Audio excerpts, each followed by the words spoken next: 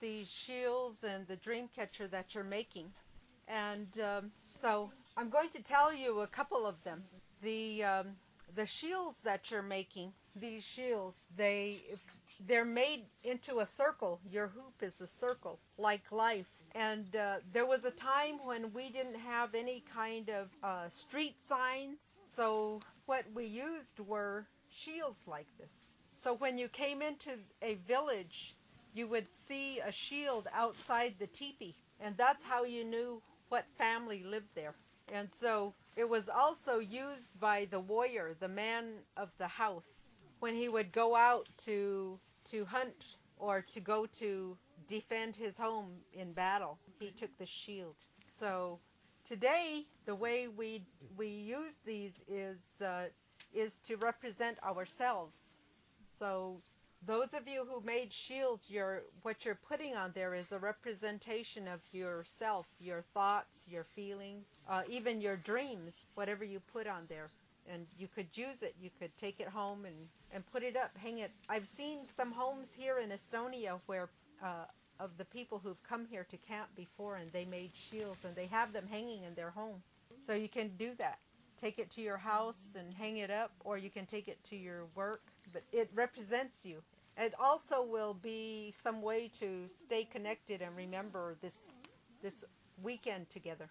And then some of you made the dream catcher, are making the dream catcher.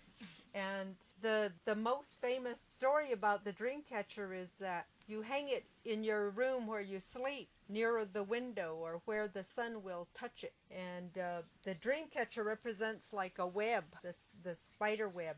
And what it does is it catches all of your bad dreams. And then when the sunlight hits it, it burns away the bad dreams and only lets goodness come through.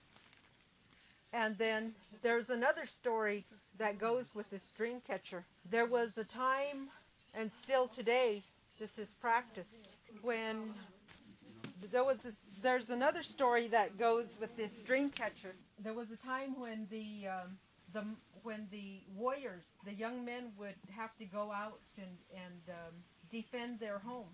When they went to war, their mothers would take their hair and they would make a dream catcher and give it to their sons. And they would make it into a necklace and put it on their son, and it would hang over his heart. It was his protection, and it made the mother feel good and know that her son's going to come back home to her. And there's a story I was told that goes with this. There was this young man who went to this war in Vietnam, and before he went, what his family did was his mother made that dream catcher for him. He wore that over there. They also put red paint on his face, marked his face with red paint for protection for him.